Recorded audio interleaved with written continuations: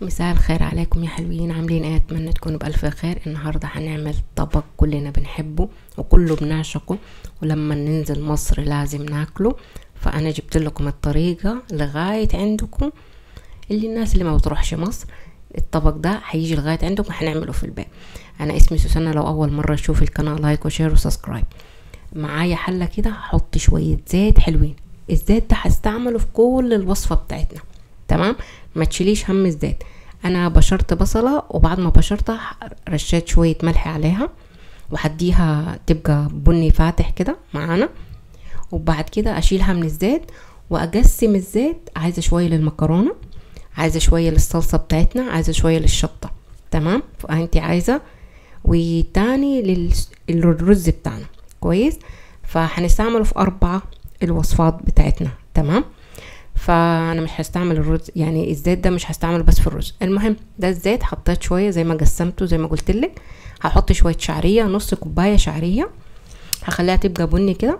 بعد كده الرز كوبايتين من الرز وكوبايه ونص عدس جبه. بعد ما شوحت الرز كويس حطيت عدس ابو جبه وبرده شوحيه كويس. وانا نجحت الرز قصدي العدس ابو جبه يعني بالصبح في ميه سخنه، ميه مغليه، تمام؟ هستعمل البهارات كمون وملح وفلفل اسود. بس انت لو حبيت تحطي كزبره ممكن تحطي، بس انا ما بحبش احط كزبره. وهنحط الميه مغليه ونوطي النار بعقله صباع، تمام؟ دي كده الميه غلت. هنا هحط، انا بحب استعمل نوعين من المكرونه دي والسباكيتي، فممكن تستعملي مكرونه واحده يا ستي، مش لازم النوعين، تمام؟ فانا هنا كنت بكسر المكرونه بتاعتي. وده الزيت قلت لكم عليه بدي طعم، بيحط الكشري في حته تاني. ادي كده بعد ما حطيت الزيت على المكرونه، بعد كده هنجيب حله زي ما قلت لكم. انا قسمت الزيت على كل الحلل بتاعتي، شويه توم حلوين كده. وبعد كده خليه كده شويه، مش ما يعملش لون، ما يغيرش لون، تمام؟ حطي ملعقه ونص كبيره من الخل. وبعد كده شم الكشري كده ريحته طلعت. انا زي ما قلت لك البهارات بتاعتي كمون وفلفل وملح، ده البطل بتاعنا. وانا عصرت طماطم في الخلاط هحطها كده وتدي غلوتين كده مع بعض. والملح طبعا ما تنسيش الملح، خليها كده شويه تغلي غلوتين وتشيليها من النار. بعد كده هجيب الشطه السودانيه، وده الزيت برضو بتاع البصل، ملعقه كبيره ملعقه ونص على راحتك يا ستي. وهحطش معاها بعد تشم ريحتها كده، ما تغيرش لون بس تشمي ريحتها. حطي خل برضو، قولي ملعقه كبيره ملعقه ونص. وبعد كده حطي يعني خلي شويه كده، حطي الصلصه برضو طماطم.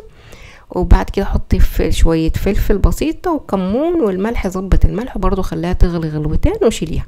بعد كده هنعمل الدقه بتاعتنا اللي هي عباره عن توم وليمون وخل وميه وفلفل اسود او ابيض وكمون وملح.